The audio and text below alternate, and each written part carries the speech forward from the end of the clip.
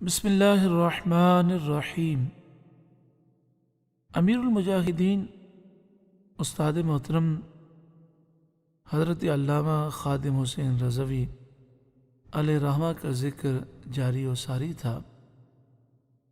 بعض اوقات ان سے محبت کرنے والے ان کے بارے میں ایسا تاثر دیتے ہیں کہ انسان کی عقل حیران ہو جاتی ہے اور سن کر خوشی ہوتی ہے کہ وہ عظیم ہستی سے کچھ فیض ہم نے بھی لیا، اور افسوس بھی ہوتا ہے کہ افسوس ہم اس عظیم ہستی کی قدر نہ کر سکے۔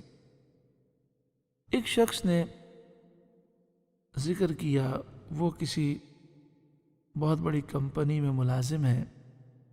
وہ کہتے ہیں میرے جو مینیجر ہیں انہوں نے مجھے کچھ وظائف بھیجے موبائل کے ذریعے کہ آپ یہ پڑھا کریں۔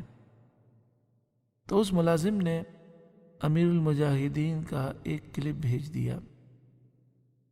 وہ کلپ سن کر بڑے خوش ہوئے، اور مینیجر نے کہا، بہت بڑی کمپنی کے مینیجر ہیں، انہوں نے کہا کہ ایک اور کلپ بھیجیں۔ انہوں نے ایک اور بھیجا، اس طرح وہ بھیجتے رہے۔ پھر انہوں نے کہا کہ آپ یوٹیوب پر چینل موجود ہے، وہاں سے آپ روزانہ کلپ سن سکتے ہیں۔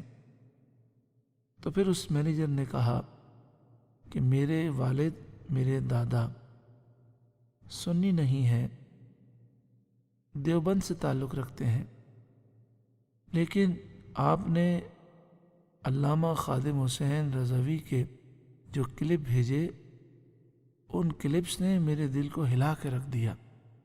میں اتنا متاثر ہوا ہوں کہ میں روزانہ 24 گھنٹوں میں 1 گھنٹہ میرا مختص ہے، میں ان کے بیانات سنتا ہوں۔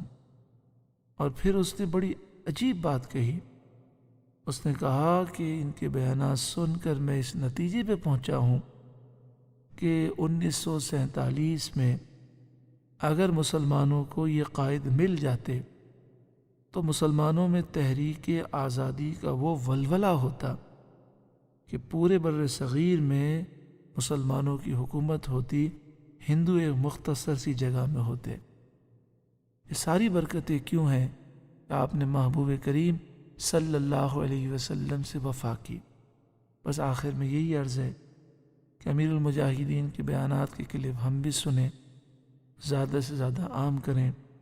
اللہ تعالی ہمیں ناموس رسالت کا محافظ بنائے، آمین، بجاہ سید المرسلین صلی اللہ علیہ وآلہ وسلم۔